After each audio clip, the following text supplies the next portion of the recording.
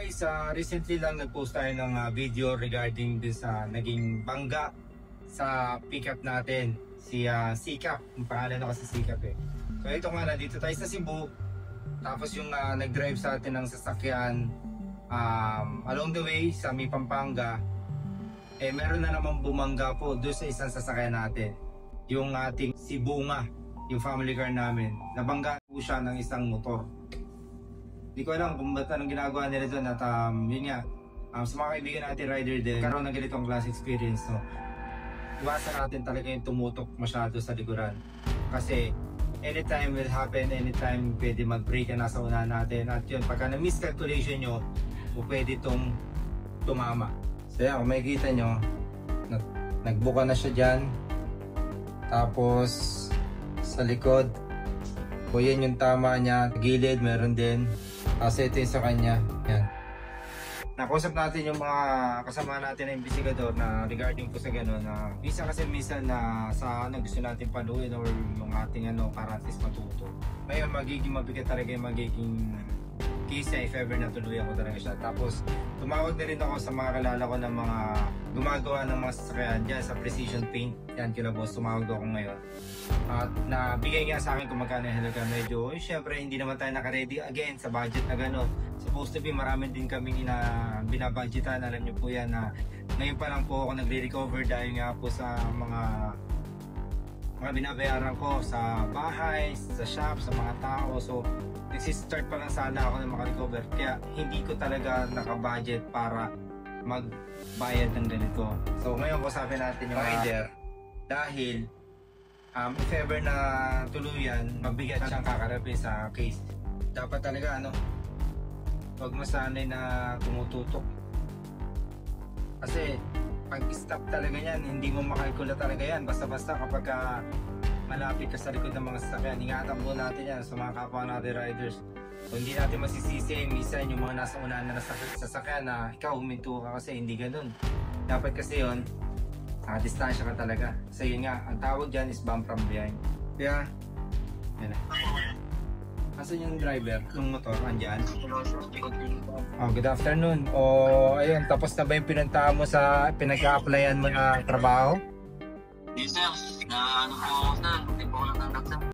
Nako, hindi natanggap pa. Maaga po ako pinauwi. May exam ka, ganun? Opo sir. Ganito, kapatid.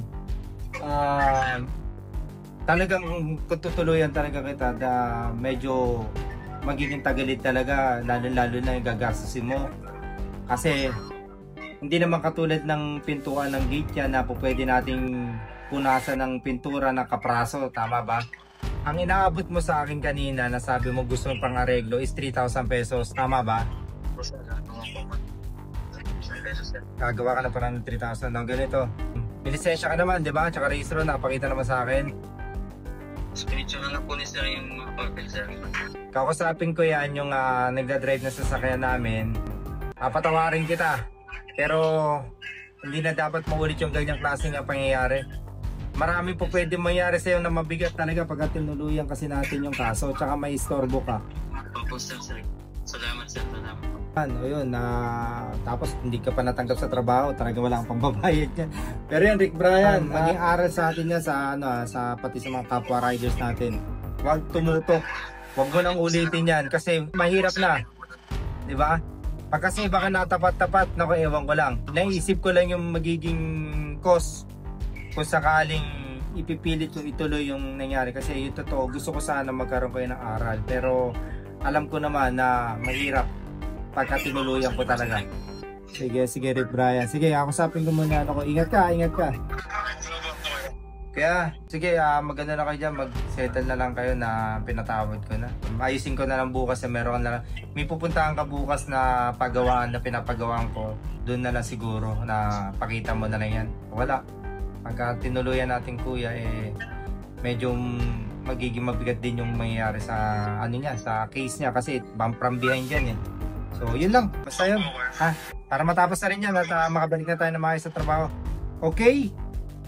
Sige. Okay, sabihin mo na rin dyan Ingat dyan, ingat. Yun. Huwag naman yung panay sasakyan ko yung tamaan. Puro kayo. Pambira. Mga karonda, may budget din kami. Marami tayong kailangan bayaran. Katulad yan, hindi naman talaga naka-ready na para magbayad ako dun eh. Tawa-tawa ka dyan, sir. Hindi naman paldo lagi. Hi! So yan, sa mga tropa natin riders, ingat tayo sa ating pagmamaneho. God bless ha. At Doki Kuya, pinapatawad na kita. Mag-ingat ka. Sana susunod na play mo matanggap ka na. Okay? Si Bobo, ganito yung isip ko. Kaya na, kapit tayo.